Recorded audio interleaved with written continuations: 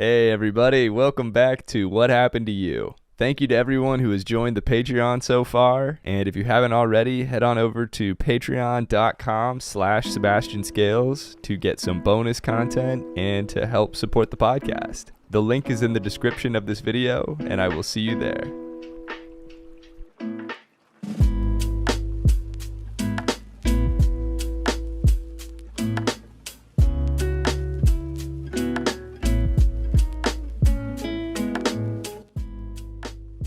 Hello, mate. Hey Johnny, how are you, man? I'm good. How are you? I'm great. Thanks so much for getting in touch. Of course. I started going through, all of your stand-up and your documentary, and it is just so wild the amount of overlap that we have between our stories, and even like the actual logistics of our stories, like the time frames, and it's so many of the takes that you had in that documentary were just like spot on, and I just couldn't agree more with like the way that you went about presenting it, and it was just so well done. So I'm excited to go more in depth with you today. Absolutely, man. The same to you. It's great to see other people who are doing, like you say, it's great to, similar people doing similar things, really. It's really nice to see across the pond it happening. Yeah, exactly. But it's a global thing, Yeah, so totally. I feel like people think that it's a very like, localized thing, or, not in my town. 100%. And there's always that desire to make it someone else's issue, or like to make it so a demon does it, or an evil person. And it's like actually just every fucker. There's so many. It's literally everyone. Hey, Johnny, thanks so much for coming on the pod. No worries, mate. Thanks so much for having us on. It's a pleasure. Of course. What happened to you? Well, I guess like you say, I was sexually abused. The thing I have is, and I guess a lot of people have this, is the memories aren't very clear. So like I don't know, like the first time it happened, I can't remember like the context or what made me think that was a good thing to do, or you know what I mean, like so I know it was like a friend who was like, well, not like, he was like 5 or 6 years older than me, and then we just had, I guess, sexual relations, and not to sound too much like Bill Clinton or whatever, a bunch of times, but yeah, so that's really what happened, I guess. And what age were you at when that started? So I think I was like 8, but again, I don't have a properly clear grasp on it, but I've sort of worked it out through like when this guy was living near me and things like that.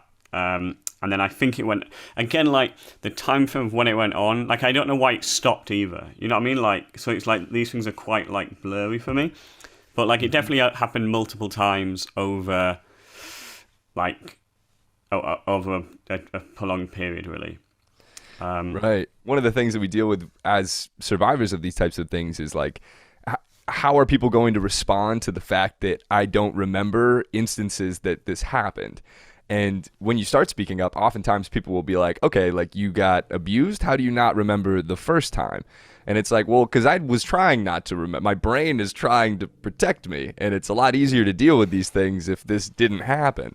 So it's very much a defense mechanism. And it's also so reasonable to not remember the first time or any of the times. So it's one of the things I found frustrating in therapy, I think, was the inability to get to like the because I've also got like a few disabilities, so I had quite a lot of surgery when I was like 7 years old. Like every 2 weeks I had to have surgery on my legs, and I think I sort of learned to disassociate through that, because obviously that was a lot of pain in my body, and then so I feel like I disassociated when the abuse happened, which when it means that like it's very difficult to get back to like the memories of what happened. And so I guess that's main, like I guess now, like you say, like the brain just wants to do whatever it can to like take the easiest road to survival and to safety.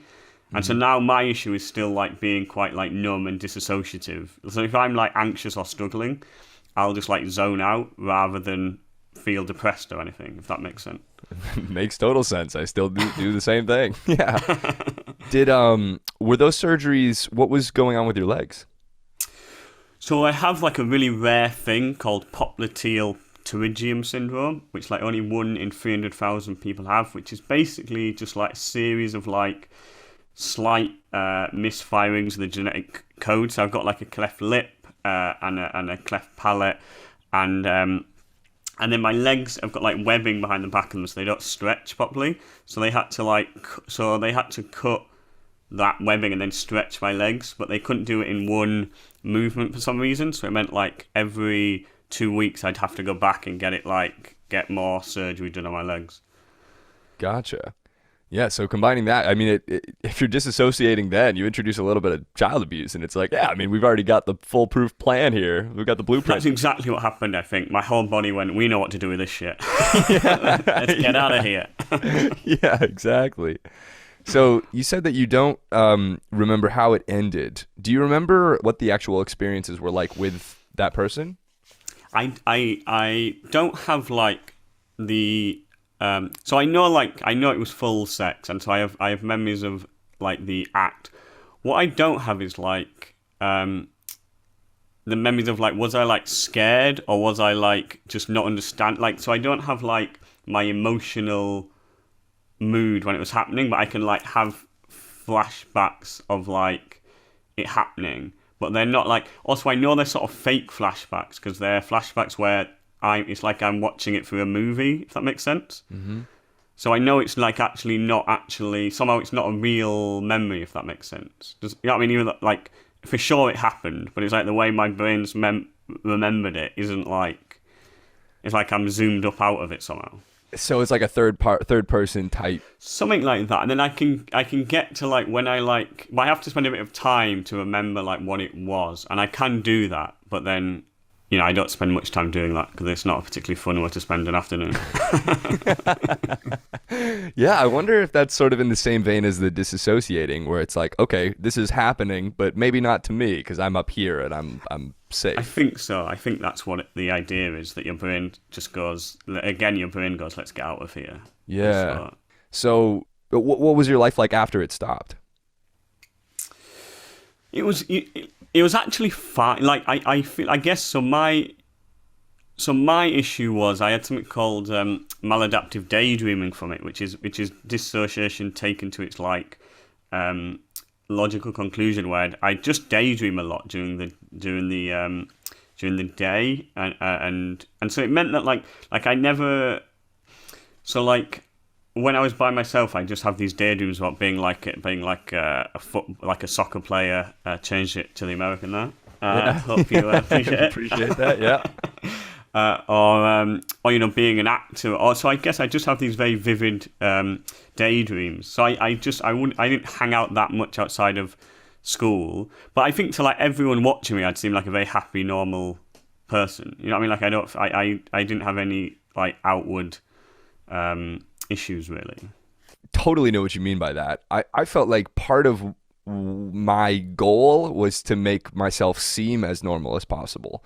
Like, if I can be this happy-go-lucky kid, then nobody will know that this actually really deeply affected me, and including myself. Like, you know, I can put on this mask and just be like, you know, I'm all good. And in my experience, the guy, so we went to trial when I was 11, and then the guy was still just around. So, because he didn't get convicted. So I would see him, you know, around town. So, and because it was a small town, most of the people in the town, like, not most of the people, but a lot of the people knew. And so I felt like I was trying to convince everyone that, like, I'm good, you know? And it felt like if I wasn't good, then I, like, lost in a way. That's great. That's very different from my experience, because my experience was it was only when I went to therapy when I was 25, because I'd always describe it as a thing we did together.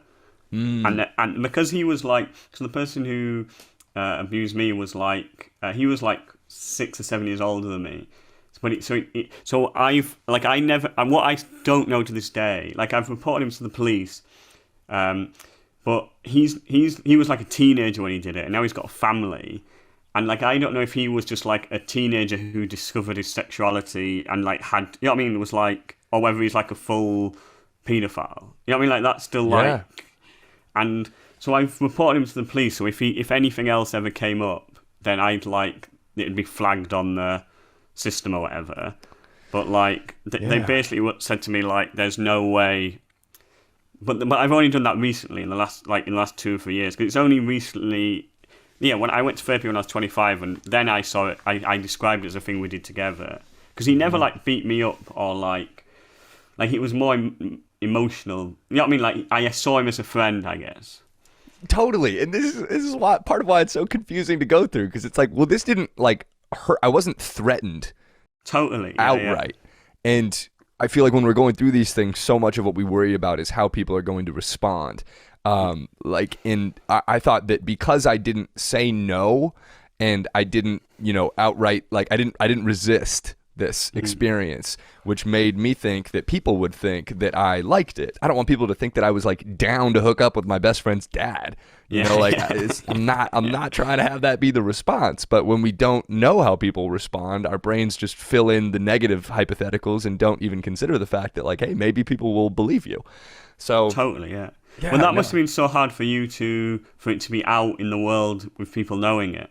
Like, that's a very, because I didn't have to confront. I just really, what I did was just ignore what happened to me for years and years, and then eventually my life was in the toilet, and I was like, oh, I should do something about this. Whereas it sounds like for you, it was like a lot, like you had to confront it as an 11-year-old very publicly, and that must have been challenging. Yeah, it was definitely a trip, but I did also spend a lot of time ignoring, It was very much like, let's act like this never happened.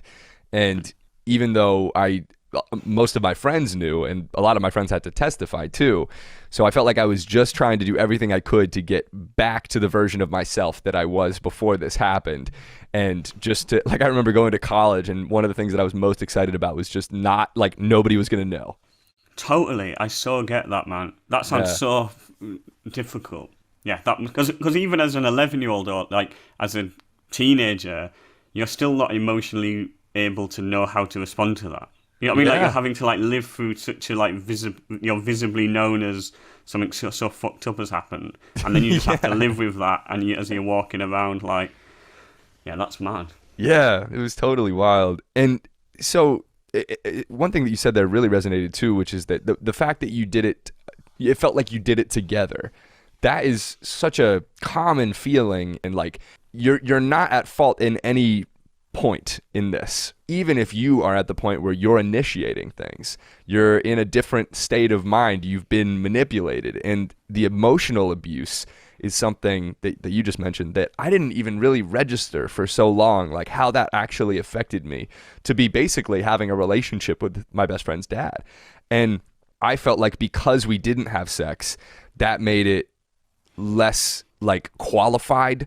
Like, I was like, one, because I wanted to believe, oh, this didn't fuck me up that badly, but two, because it just, you hear other stories, and we always have the tendency to diminish our own, because it's like, well, what about these, how am I going to complain about this? All these people got, whatever. But really, like, emotional manipulation, especially at that age, has, like, lasting impacts on your psyche. And I felt so, like, afraid of people turning on me, and it felt like there was a war going on between my family and the family of the guy who molested me, and I needed to get as many people onto our side as possible, and I would do that by basically people pleasing and being as nice as possible. And now I'm realizing, 10, 15 years later, that I'm still doing that, and there's so many of these lasting impacts that until you start sort of shedding light on what the experience was like for you, it's hard to really identify. And even now, it's like, healing's a long process. It's certainly not linear. So yeah, the emotional abuse is very trippy. And I'm curious, at what point were you able to really dive into the fact that maybe this wasn't a mutual thing? So I decided to go to therapy when I was like 25, and it wasn't really to talk about the abuse. I'd never been in a sexual relationship as an adult, but I hadn't really linked the two. Like, I think how I dealt with it was to be insanely avoidant and live in this fantasy world. So I was sort of living in a squat, which was really fun, like a hedonistic squat, like doing comedy and sort of bumming around on, like, coaches around the UK. Is it a squat like you're, like, couch surfing? So not like quite, like, it was basically just like a house that was sort of falling slightly into disrepair because like we pay, like, in London, the rent situation in London's crazy, and we were able to get insanely cheap rent, because the landlord had sort of forgotten that we existed, we think. But we meant we couldn't, like, ask for anything to be mended because it would remind them that we live there. Right. And it turned out like some rich Russian family owned the house and had forgotten about us, basically. So it was like, and it was sort of, so I was doing like a fair few drugs, and it was all very like, from the outside it would look quite like, you could romanticize it for sure, and it was very fun. Like, I don't want to paint in an overly negative brush. There's lots of fun to being a comedian, doing drugs and living in a squat and blah blah blah. Yeah. But then I got to 25, and I'd never been in a relationship, and I'd never kissed a girl, never really wanted to.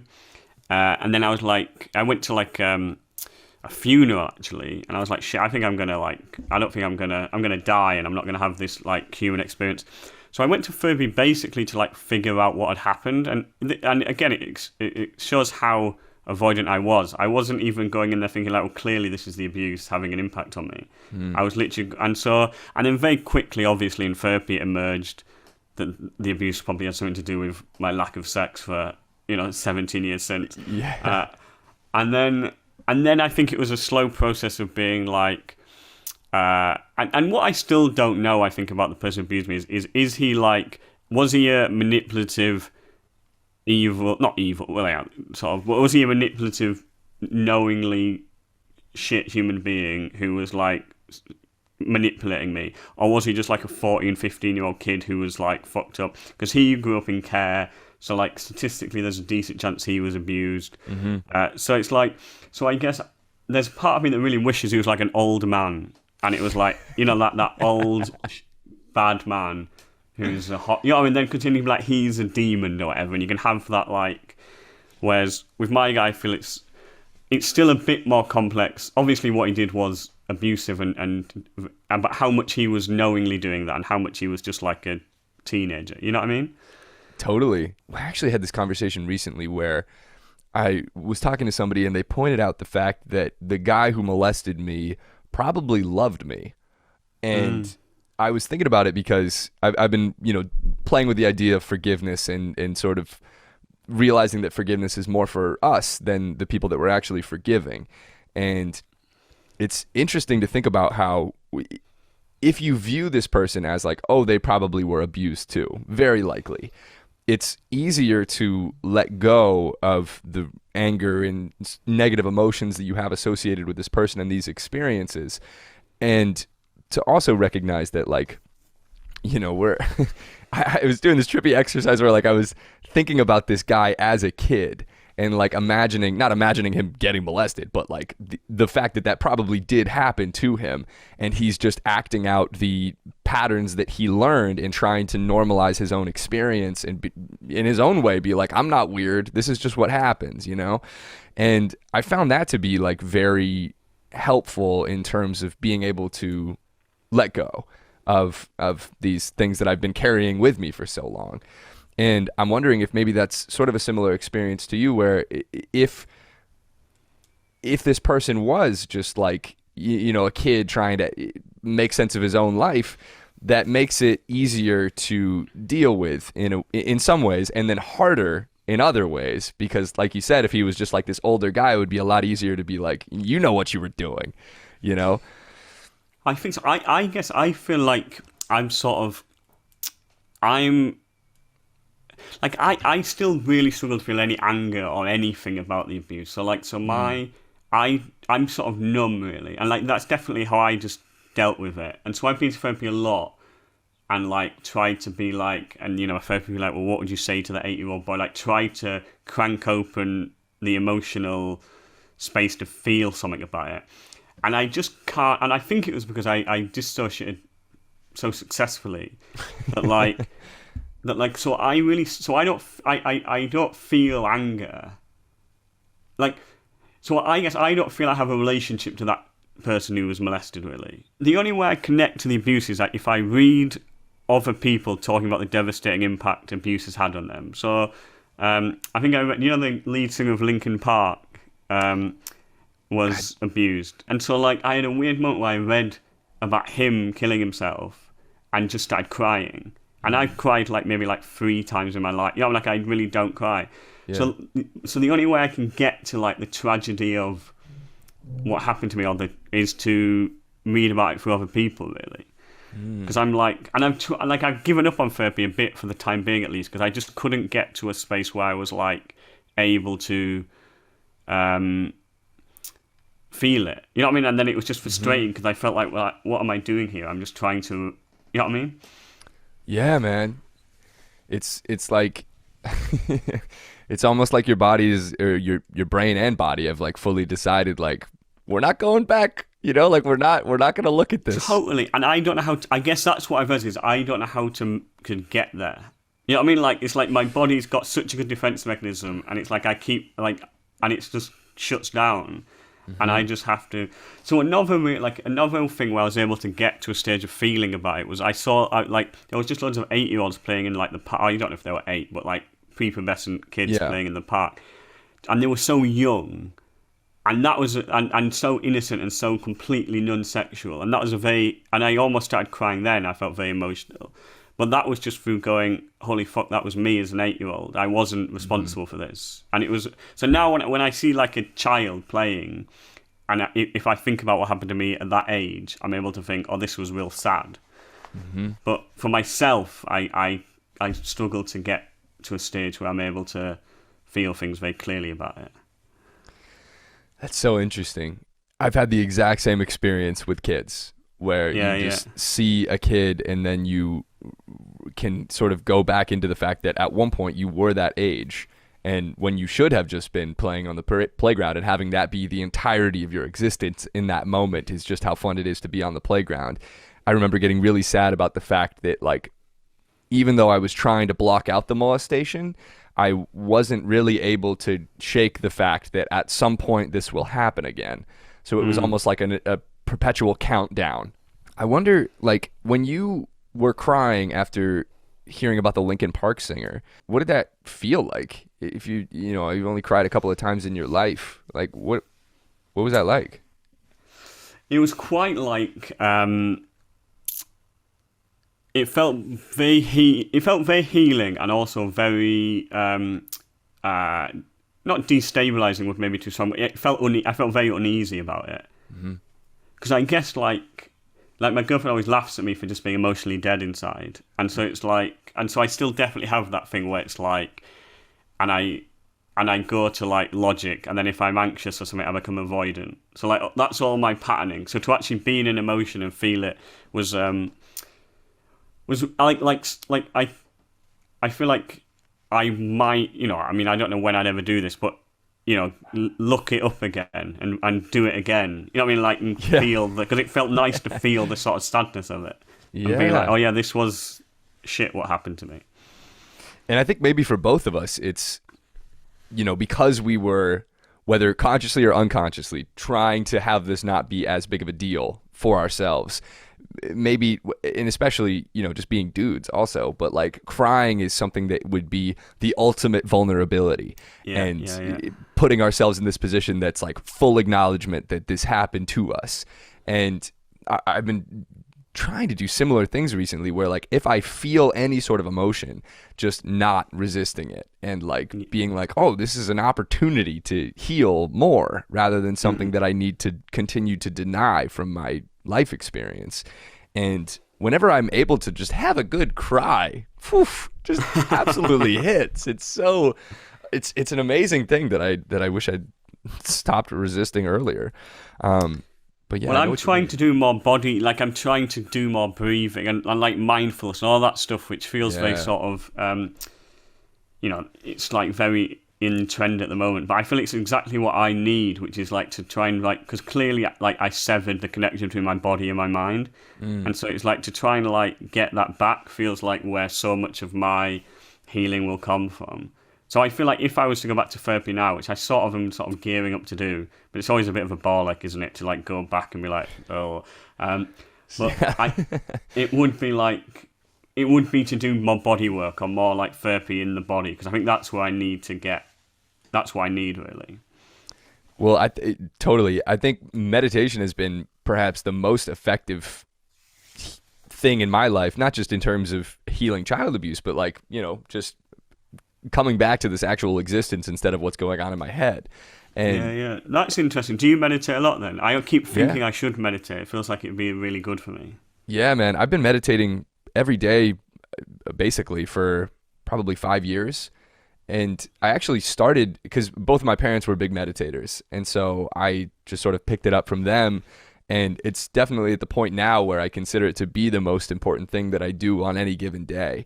Where like if I don't do that, I almost immediately notice the impacts of just That's amazing. Man. yeah. I need to give it a go. I keep thinking that is like, I'm sort of resistant because I'm like, I don't know, I'm just an idiot really. But it's like you have to give it the time to do it. But actually, it feels like meditation would be so helpful for me. Yeah, if you feel resistant to it, it's definitely worth doing. Most people will say, I just can't meditate. And it's like, well, then you definitely should. That's for sure the time to do it. So what sort of mindfulness have you been doing? I've got like an app, and it's like 3 minutes. And even then I'm like, Yeah. But like, I when I do it, like even like 5 minutes, like I sort of trying to meditate. If I do it that day, it has an impact that I can like chart like days where I'm like productive and present in my body. Because like for me, the amount of times I'm walking down a street or going to a gig or something and just thinking, like I've got really into this idea of interviewing Barack Obama. And so like in my head, I'm just interviewing Barack Obama and like asking him questions about like, what it was like to be the president. And I can just do that for 2 hours on my way to a gig and then get to the gig and have not prepared anything. Or like, so it's like, Wow. so that's where my brain goes. And that literally just happened because I just saw an advert where Barack Obama was being interviewed by a British journalist. And I thought, my brain clearly went, I'd like to be a journalist. You know what I mean? So like, Yeah. I'd like to do that. So that's how, so I just constantly go off into fantasy.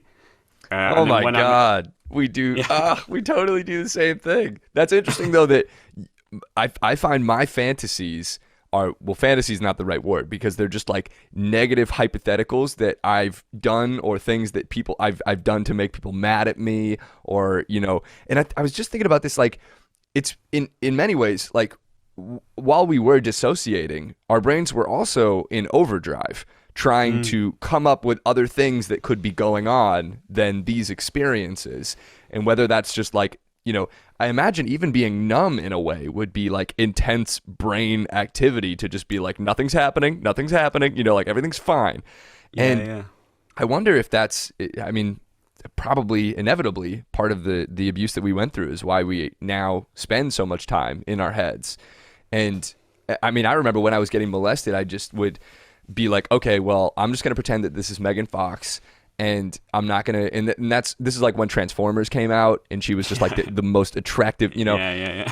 And I think it's also in part because I was trying to convince myself, like, okay, I know I have a boner right now, but I am not gay. Like it's just because it's just I don't know what's going on, but I love Megan Fox. So I remember going into like intense, detailed, like visions of what our experiences would be like. And it wasn't even like I didn't even want to have sex with her. I didn't really know what sex was, but I could imagine her hand being the hand that was on my dick.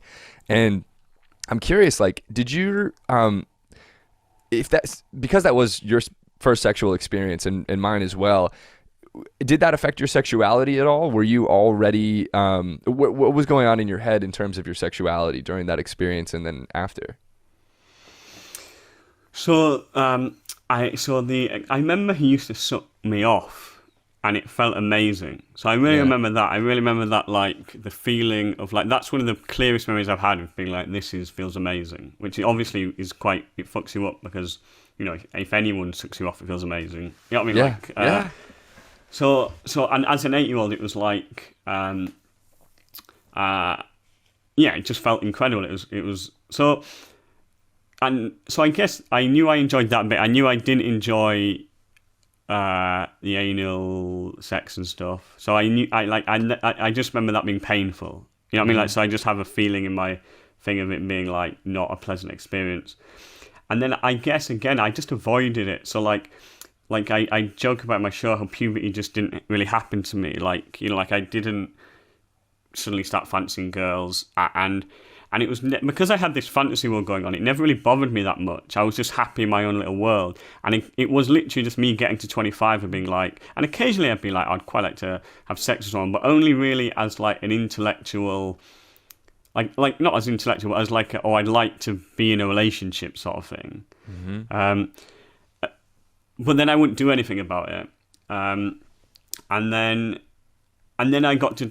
And then it was in therapy that I was like, I need to try and, I need to actively pursue getting into a relationship. And then I got into a relationship, and now I enjoy sex, although it still can be quite challenging sometimes. Like I think the guy used to hold me on the back of my neck when he'd have sex with me, and so now like being held there just freaks me out. So it's like just knowing things like that are very helpful to know. That's something I need to not do, really. Yeah. Yeah, I had a very similar experience a couple of years ago where, because I would always be asleep and the guy would come into the room and wake me up by just holding my dick. And I remember waking up after hooking up with this girl, and she like woke me up by doing the same thing. And I was like, oh my God, I thought I was done with this, and it's just still there. And I'm like freaking out now. And I don't know how to tell you this, but like, this is really... That's what's so hard. Yeah, I had a joke where I talk about being 25 and wanting to go on a date. And it's like, you have to lie to the woman, because you can't say, hi, I'm 25, I'm a virgin, I was sexually abused as a child, do you want to have sex with me? Because if they say yes to that, they're not the right woman. You know what I mean? Like, that's like... But like that idea of you can't just be like open with what's going on for you, because it's too intense. You know what I mean? I do. I will say that just in the last year, even, I've gotten to the point now where, with this podcast and the foundation, this is a lot of the primary things that I do. And so, 10 minutes into a conversation on a first date, they'll be like, so what do you do? And it's like, well, here we go, might as well figure it out now if you're cool with joking about this. But I found that the more that I talk about this on stage and the more healing that I do, the more I can present it in a way that makes the person that I'm talking to feel okay. Whereas, before I started doing stand-up, I never wanted to talk about it. And even when I first started doing stand-up for like months, I would just ruthlessly bomb like over and over again, because I wasn't okay yet. And I knew that I wanted to do this, but I wasn't sure how to present the information, and the audience can feel that. They're like, okay, well, you're not comfy and we're talking about abuse, so we're not going to go for this. But now it's kind of at this point where it makes for really interesting and intense, deep conversations right off the bat, when it's like, and I know we were talking about this earlier, but like when you're willing to say something like that about yourself, it opens the floodgates for whatever the other person has been through, or just, it shows them that like, hey, this guy's probably not going to judge me for whatever I've been through. And so I'm kind of leaning more and more into just like, yeah, this is what happened. And, I'm not going to force it, but if it comes up, if you ask me what I do, I'm not going to, lie. So, that is a great bit. And I totally feel it. And it's like, there have definitely been situations where I have said something and it's like, well, now the whole vibe is off. So it's almost like I'm having the opposite experience, where if this person's not on board for this, then I'm like, all right, we're out then. So it's wild. I think that makes sense. I think when I was like 25 and doing it, I wasn't. I think now I'm very similar to you in that I would just talk to them about it, but because I'm more in control of it now, and I'm not. And I think if I was talking to someone, they would know that I was fine or not. Like I wasn't. I think when I was first starting to date, I was still in therapy about it, and it was very present in me. I probably wouldn't have been able to be as calm, because you don't want to. I think when you tell people. Another thing about telling people is you always have to deal with their response. You know what I mean? So it's often I just don't tell people, because I just can't be bothered dealing with it. Dealing with them freaking out, It's like, so reasonable, yeah. And especially because, we've experienced the full range of responses in many ways, just doing stand-up about it. And another thing that you mentioned too was the fact that getting sucked off felt so good. I remember feeling the same way with, and I have a bit about this too, where it's basically just like anyone touching your dick at that age feels great. And going through that as a kid, you're like, it's so hard to not draw the conclusion that then I would like this with every guy, or I want this because I know that this feels good with a guy. I can't really conclude that I don't like guys at that age. And so I just remember, basically until I got my first hand job from my first girlfriend, I was like, well, I must be gay. And then that happened, and it was like, okay, no, like this feels good no matter who does it. So until you have those experiences, it's very confusing, which is why, I had that experience probably 2 years after I got molested, or maybe 3. But for that whole time, I mean, I was just so intensely confused. So I was just curious, like, what was, when you did have sex for the first time, what was that experience? That was with your current girlfriend? Yeah, so we've been out for going out for 5 years or so now, 4 years. Let's hope she listens to the podcast. I've got no idea how many years, but a few years. So it was a complete accident. We were just friends, and I just got hammered. And I think probably that was the way it was going to happen. You know what I mean? Like I can remember so little about what was going on. And my girlfriend that sounds used to familiar. Yeah, an escort, and so I guess she's very like sexually. She knows what she's doing sexually. You know what I mean? So I think also that was helpful. And she lived quite a fucked up life. So I think for sure, like, she was one of the people I was able to talk to about the abuse. Like, she was one of the first people I told. And I'd been dating, I'd been sort of seeing people and not having sex with them. And I could see they were like, what's going on here? Because I was like, just not. And because I'm avoidant, I would just be lying in bed next to them, fucking daydreaming about, something random. And they'd be like, is this guy going to kiss me? And I'd be like, no. Yeah, I'm interviewing Obama right now. Yeah. So I think I just confused a few women and wasn't able to tell them, like, I'm just sort of freaking out and don't really know how to deal with it. Mm-hmm. And then when I told Sophie, my current partner, I'm sure that's why we were able to have sex, because in some way she knew what was going on for me. So it meant she could manage that somehow. Mm-hmm. Yeah, and that if you're able to communicate honestly about it, then all of a sudden it's a lot easier to be like, hey, this one thing is, don't 100%. Do that. Yeah. And it's like, if me and Sophie ever broke up now, I would, like you, mention it in a calm way early on in the relationship. Because I just feel like it's something they need to know about me if we're going to enter into a relationship, I think. For sure. And so the first time that you spoke up about it was in therapy. And what happened between that moment and when you first started doing stand-up about it? So I naturally write autobiographical shows. I always have done. So when this was going on, and this was sort of like dominating my life, going to therapy, trying to date for the first time, trying to work out all this stuff. I had a show at the Edinburgh Festival, and I didn't really know how to talk about any of this stuff, really. Like, I didn't know how to talk about the abuse, so I just did a show about, like, how I'm 25 and I'm starting to date, and all I had to fall back on was this idea that I was a sort of anxious white guy. You know what I mean? And so the show was just crap. Like, it was just a bad show, where because the context of why I was like this wasn't there. Uh-huh. So I just wrote a bad show, and then I was sort of, my comedy career sort of was plateauing a bit, and I just felt like this is the, and there was humour there, like I was going on my first dates at the age of 25, I was living in a squat, I was pretending to interview Barack Obama, like there was stupid things I was doing that I was like, oh, will be funny. And so quite quickly after doing that bad show, I was like, right, I'm just going to do this show.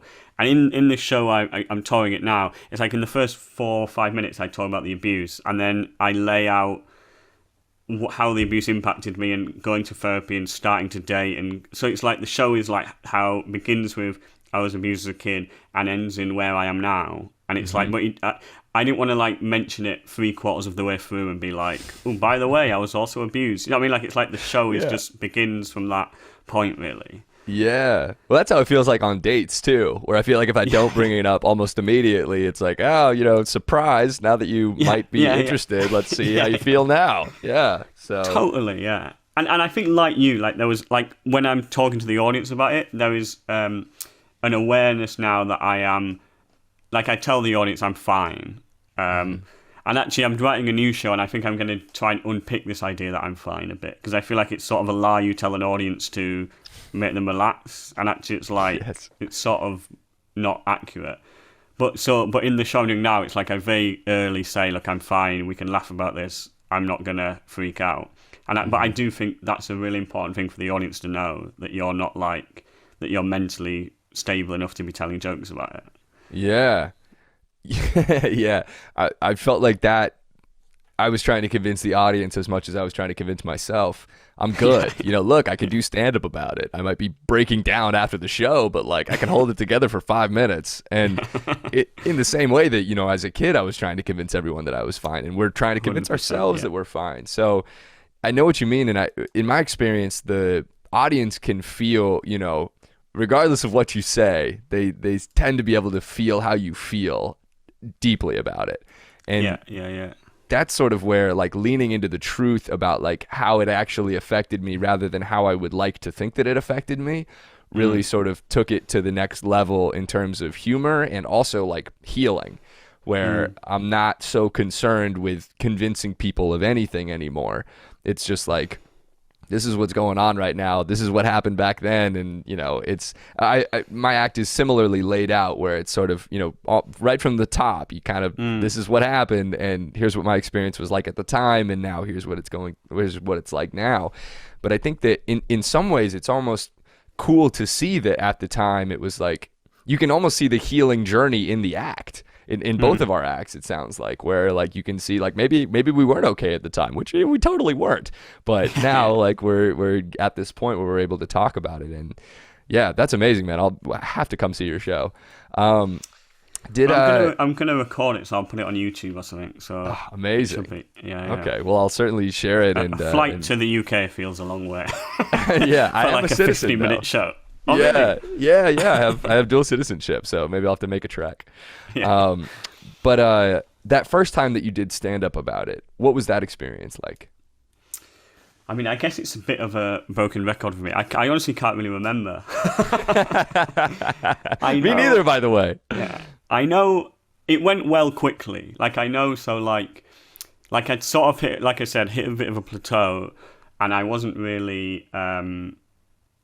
I was just writing jokes that were just a bit boring. Like I was sort of in the clubs. I don't know if you like in Britain they have like weekend comedy clubs where everyone's hammered, and it's like and you just do like 20 minutes and you bang it out and you're slightly dead behind the eyes. And I was doing a lot of those sort of gigs, and none of my jokes felt very like they felt like. And so then I started talking about this, and it just very quickly went well. So I think because like I feel like you have such an authentic and unique point of view when you're living something that's like you can just see like nothing you say is cliched because you're living it. So you always act differently to how you'd imagine you act, or you know what I mean. Like there's so much comedy in just being like, I remember once a girl came back to my house and she went to like the toilet to like freshen herself up, and I was in the kitchen. I just freaked out and I made a pita bread because I was just clearly like not knowing like what I was, and it's like that just wouldn't happen. Like you'd never imagine that. You know what I mean? If you were like, so it's just like just weird stuff happens, which is funny, and you know that actually, like it was just being honest about what was happening just allowed it all to come out really. That's what it is, and I felt very similarly like about. When I first started doing stand-up, I felt the need to make this thing much more intense and like, okay, let me make it really gruesome, and like that'll be the shock factor. People will be so like, oh, I can't believe this guy's doing this, instead of like, what actually happened? What was I really thinking? And that sort of trusting of the truth is really what sort of allowed me to become a lot more comfortable on stage, because as you said, like it can't be cliche, we're the only ones who went through that exact experience, and you don't even have to worry about like coming up with something funny, because there's so many real things that happened that are much funnier than oftentimes anything that you could really come up with. So yeah, I know what you mean, man.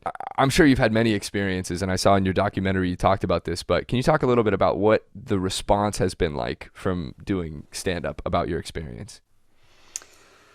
So on the whole, a lot of people who have also been abused have got in touch to talk about how helpful it's been, which has been really lovely. And it's slightly like intense sometimes, if I'm completely honest, in terms of like after shows, people talking to me and telling me quite, particularly when I was like every year in the UK you do the Edinburgh Comedy Festival if you're a comedian.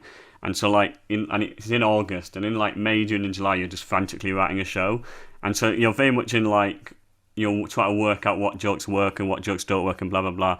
And so then you're in that space, which is very like, I don't know, like, did the joke work? And then someone's talking to you about how they were raped as a, you know what I mean? Like it's like, yeah.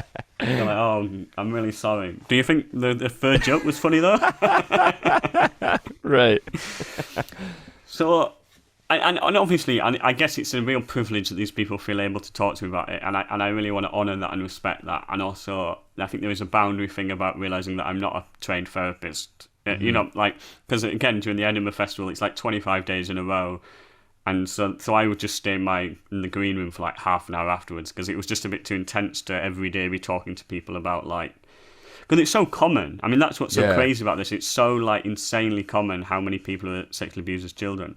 So when you like open the floodgates on that, you know, like you see it, and you see a lot of people dealing with their own stuff, and I think that's one of the main things I wanted to do, is I wanted to find a way to talk about this, like to talk about abuse in a way that was like commercially successful in a mainstream way. So like I got to do a show on BBC Two called Live at the Apollo in the UK, which is like, you know, the biggest British comedy show really, and I was able to talk about the abuse on that, and it was like one of the things was about going, I want to just have this conversation in a slightly different way, but I you know, the aim was for someone to be able to turn around, you know, who would watch it on the couch and just be like, oh, that happened to me.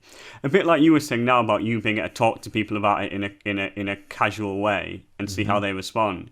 It's like just beginning those conversations in a way where it's not you saying the word. Yeah, I think just being able to have the conversation in a way that allows it and normalizes it. And I guess crucially, you know, never trivialize or belittle it or undermine it. You know what I mean? But just to say this happens and it's sad, but you can live a good life, and here's my experience. Yeah. So I've sort of forgotten what I was talking about. But that was sort of the aim. And then some people, I guess, have said that you shouldn't make jokes around child sexual abuse. And so there has been a bit of a backlash and a sort of like, do you know the comedian Jimmy Carr? Is he in America? Of course, yeah. Yeah. So he's like got in trouble in the UK for doing some like sort of quite offensive jokes about the traveller community, and a lot of people have sort of said, is it the same thing? And I just fundamentally feel like it is very different. You know, for me talking about my own experience is so different to another person talking about. You know what I mean? Like me talking about how I was raped is very different to me doing a rape gag about, you know, a woman. You know what I mean? Completely, like, yeah. Absolutely. And so it's like, so I feel like I understand that some people might find humour not the right way for them to deal with it, but I feel very sort of confident that it's really helped me, and I feel it can be quite a healing thing to just have these conversations. I couldn't agree more, man. And I know for so many people, the reason it's so hard to talk about is because of the way that we're told is the only way to approach these topics. Like and it doesn't feel good to say something that happened to you and see people, you know, like cringe, and you feel like you're burdening them with your burden. And that's part of why I know for both of us, it's like we gravitate towards stand-up because it's a lot easier to talk to people when they're laughing or smiling or know that at least that is possible. The whole conversation doesn't have to be us cracking up, you know, but humor serves as an amazing foundation for these conversations, because once you're laughing about something, it's like, it's a lot easier to be like, go deeper into it, because we kind of know that we're all okay, at least on that level. instead of being like, I'm going to break down every time I talk about this, and other people are going to break down. And I think that's part of why people have such an affinity towards both of us, like when they see this type of material, because for most of the world, this is not how it's talked about. It's just serious, and you better be serious. And when you see somebody doing something like this, I'm sure you've had this experience too, but it's not even just child abuse. It's just trauma in general. Like, people will tell me wild things that have happened to them, and yeah, it's like often strangers, and I'll get messages from people, and I think it's amazing, man. It's really cool to hear about this whole journey that you've been on, and I really do know how you feel. And also, like, the people that say that you shouldn't joke about this are sometimes, I think, people get trapped in sort of the loop of like, no, this is who I am, and like people get sort of almost like their identity becomes abuse or things that they've gone through. And if you present this way of approaching them that's like, hey, you don't have to be like that, it's almost like an attack on their identity, and it feels like, you're telling me to heal in a different way, and I don't want. It feels like I've been doing something wrong if you can do this. But much more often than that, I think the people that say you shouldn't be joking about this were not abused. They're just people that are like, no way, you can't laugh about this. It makes them feel uncomfortable. Or maybe somebody that they know was accused of something similar, and then you being open about it is causing them to then have to actually face the experiences that they went through, or people that they know went through. And so in my experience, I found that the best thing to do is just remember that this is all about their own thing. And really, anybody who would say that you shouldn't talk about your abuse in any capacity is like, clearly where that's not the right way to go about it, because that's how things have been for so long. Like, don't talk about this ever. So for me, talking about it was such a healing thing. I mean, like, I imagine for nearly everyone who's like, when you, like, I just literally wasn't able to even be aware it had happened to me almost. You know what I mean? And then it was like talking made me go, it was the first thing that made me go, I was abused. Then I was able to tell my family about it. And then I was like, so it was like talking about it was the absolute like game changer for me. And I completely agree with you. One of the main reasons I was unable to admit it to myself or tell anyone was because it was this idea that it's the worst thing that can possibly happen to you. Yeah. And it's like, if it happens to you, you're sort of irrevocably fucked, and there's nothing you can do, and you're dead. and because you always hear like the murderer, well, they were abused as a child and they murdered a family. Like, that's the only time you ever hear about abuse victims, or in some like documentary. And there is clearly a very important space to talk about this issue seriously, but also it's like, if that is the only way we talk about it, then we're never going to have the conversations as often as we need to have them to deal with this issue, which is, like, if it is 1 in 6 or 1 in 10 or whatever, it's like, this is an epidemic and it's like, it might make people feel uncomfortable or a bit anxious to realise the scale of it, but you don't deal with anything by just ignoring it. It's like, climate change makes me feel anxious. Yeah. But it doesn't mean we should just like keep not doing anything about it and just hope everything works out okay. That's a great analogy. You're absolutely right. It's like, we are prioritizing not feeling feelings that make us feel weird over preventing abuse. 100% we are. It's like, what are we doing? Yeah. You don't want to feel uncomfortable, so let's bury our head in the sand and not deal with the reality for facing all these kids. Yeah, that's what it is. As you said, the conversations are the best thing that we can do, and however you want to have them, whether that's with a therapist or on stage or even with yourself, like just making sure that there is space to actually dive into these experiences and see how they affected you and to see how you're doing. If you don't do that, it's really hard to heal something that you're not aware of or are willing to like look at. So 100%. And I guess it's like the society mirrors the individual. Society is not willing to look at it, so the individual is not willing to look at it. And it's like both those things need to change to allow for sort of progress to happen. Which is why things like this I think are really brilliant what you're doing, because it does just begin the conversation. And like putting that clip on TikTok is like you've connected to 400,000 people there, you know, and Yeah. you've just like made them stop what they're doing in their lives, look at a video, probably freak out a bit. Yeah. but you know, but in a like unsettling, but in a great way, you know, to maybe Yeah. shake them into going, oh, that did happen. Can I talk to anyone about it? How do it make me feel? Like, yeah, I think it's wonderful, man. It's so good. Yeah, thank you, man. I appreciate it. It's funny too because in addition to people saying that we shouldn't be joking about these things, a lot of the applications that I put this content up on, I was curious if you had this experience too, but you know, YouTube demonetizes any clip that I talk about molestation in. And Really, that's crazy. it's so crazy. And I kind of get it because it's like, it's hard to be like, okay, I got molested by my best friend's dad for 2 years and now here's a word from Doritos. You know, like it's a difficult thing to want to advertise on. But at the same time, it's like, if you demonetize a video, YouTube's not going to show it to people because they can't make money off of it. Yeah, So that's insane. it suppresses the exposure. And then I posted a stand-up clip about molestation on TikTok, and it got removed for child safety. That was the rationale that they used for it. So, you know, and we have to figure too, like, there are so many pedophiles around just online Totally. and on TikTok Yeah. more than any other application probably. And so you figure like there are people that are going to be reporting this because they can see what this is doing. You know, the maybe the people that don't want to talk about molestation the most are pedophiles. So probably every pedophile who sees a stand-up clip of ours is going to be flagging, you know, whatever. Yeah. So, but it is interesting to see these, even like technology, like the big applications of the world are also still behind the times in terms of like, this isn't child safety. It is a child safety issue. We're trying to save children by talking about it, but they think that we're harming children by talking about these things. I'm really shocked by that. That feels insane to me that YouTube and things would do that.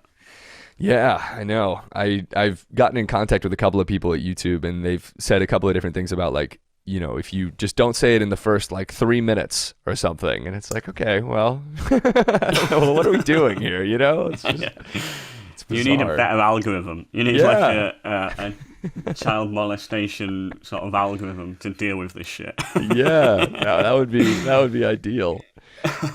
I also wanted to ask you about what the experience making the documentary was like.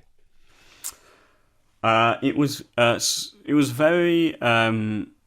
It was just fascinating, the scale of it. So I did the first documentary was about like talking to a survivor and looking at how we can normalize these conversations and you know, a bit like we've been talking about. The second one was on like what police and what people can do to try and stop abuse and what's going on in there. And then the third one was talking to someone who was a paedophile but didn't act on it, and like. And so they were all just three really interesting looks at like what, I guess it's such a complex issue. And in every one of them you sort of get a bit, they're so complex and they're so difficult to untangle. Like apparently like 1 in 100 men are sexually attracted to children. Or somewhere between 1 in 100 and 5 in 100 men are sexually attracted to children. So the scale of that is like, insane. Yeah. And you find out you're attracted to minors so like at like 14. So something like 60% of like pedophiles know, like a clinical pedophile, so not necessarily someone who's sexually abused a child, but like just someone who's sexually attracted to children, find out that they're a pedophile during puberty. So like when we're like fancying like blah blah blah Megan Fox, they're fancying like a 5-year-old. And so you feel like how screwed up that is. And then it's like, what do we do about that? You know what I mean? Like, because at the moment, like, so like diving into that, and I have no idea what we do about that. You know what I mean? Like it's too complex for me to even like work out what we do about that. But it was fascinating to go there and to have those conversations with experts and try and figure out like what they think we should do. And the other one was about like how awfully the UK and I imagine American police and governments are at convicting and prosecuting child abusers.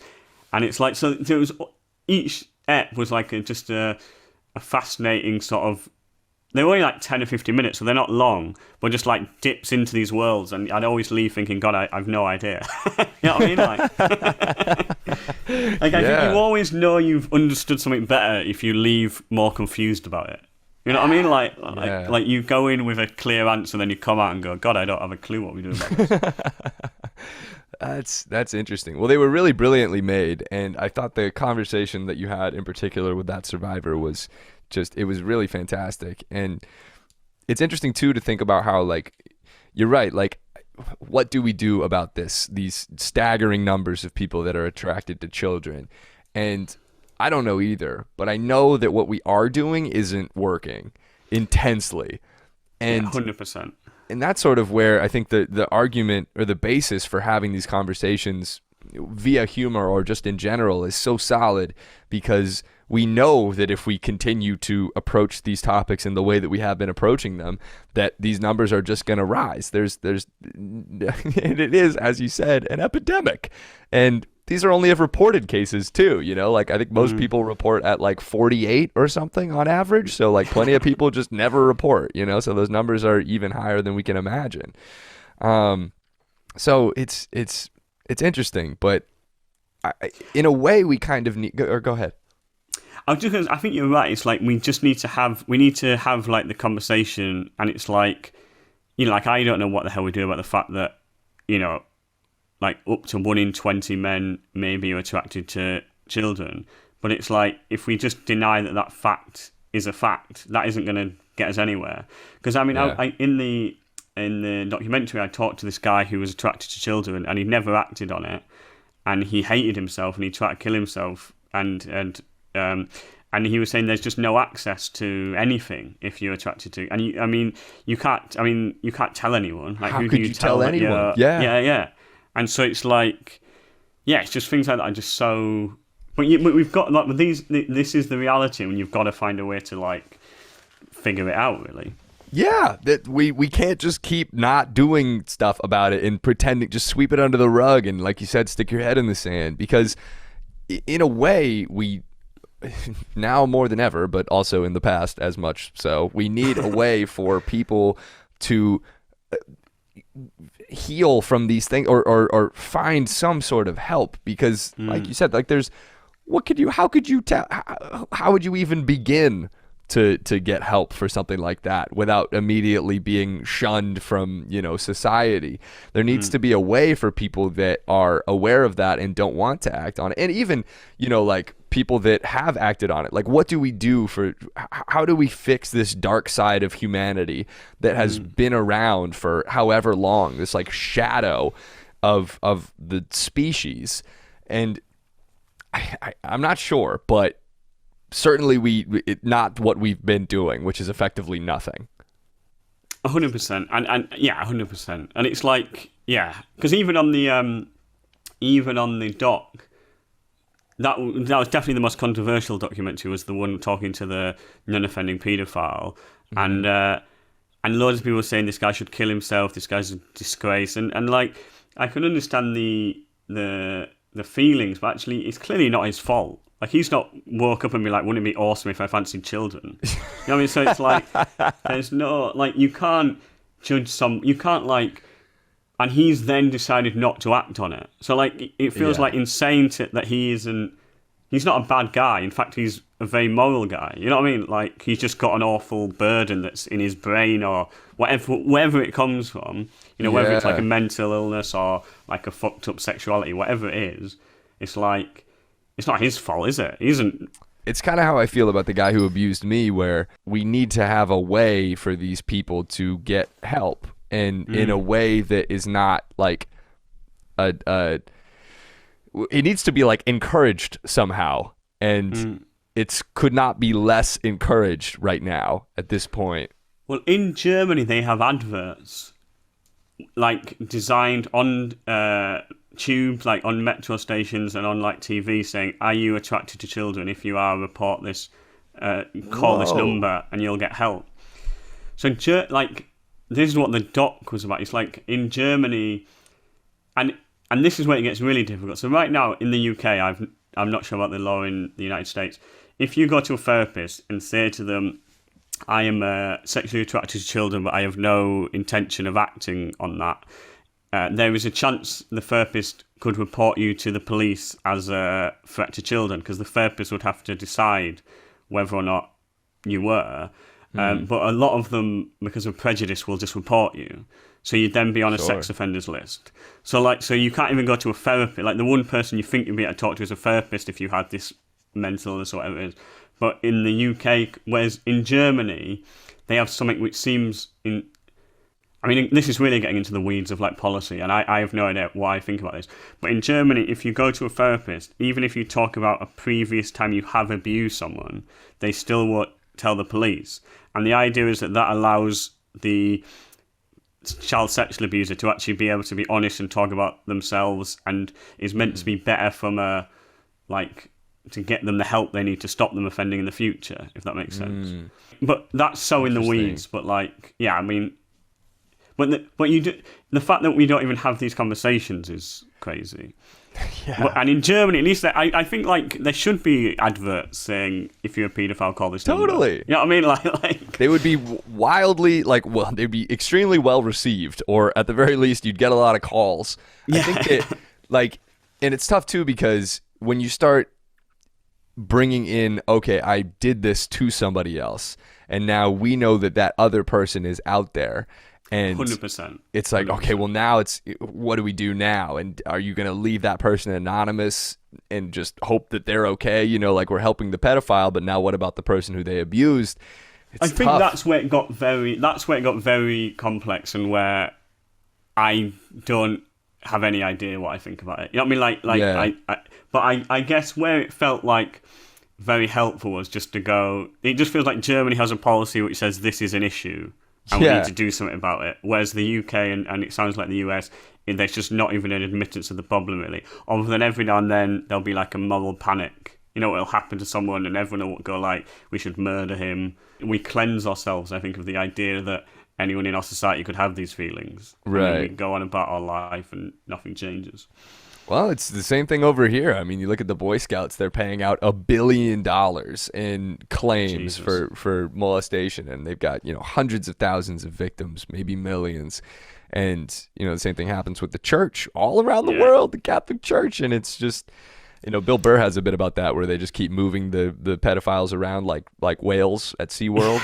And it's just like, I mean, it really is just, everyone is trying to cover this. Not everyone, but so many of the most prolific pedophilic organizations are extremely prominent in society in all different ways. It's quite literally in every nook and cranny of the world. And until we start shedding light on that, which includes like trying to provide ways for people to get help who don't want to do this, it's going to be hard to really make any significant improvements. And I think it is a disgrace how like these organizations like religion or the Boy Scouts seem to continually choose reputational damage over helping victims. You know what I mean? Like, time and time again, these bodies decide to minimize it and to deny it and to, get NDAs going all over the place. And it's like, it just feels crazy to me to be on a board and find out that a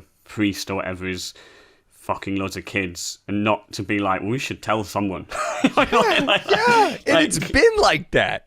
Yeah, for years. Like, imagine sitting in that meeting and being like, wow, we really... Yeah, all in favor of keeping this guy around? Yeah, should we move that guy to a new city, or should we sack him? Let's move him to a new city. Yeah, he's nice. Yeah. Oh, it's just bananas. Wow. Well, my friend, it's amazing to see the person that you are today and how eloquently you can speak about these experiences. And I just wanted to ask you, what kind of advice would you give to somebody who has been through something similar and is hoping to get to the point where you're at now? I guess to try and find a way to tell someone if you can. I mean, I guess that's it really. Like. If that feels the key to me, and I minimized it and I avoided it, and then actually it was only when I started talking about it really that I was able to deal with it in the way that I have. So I guess that would be my advice, just to try and find a way to talk to someone about it, and someone you trust, or a therapist, or but just try and tell someone if you can.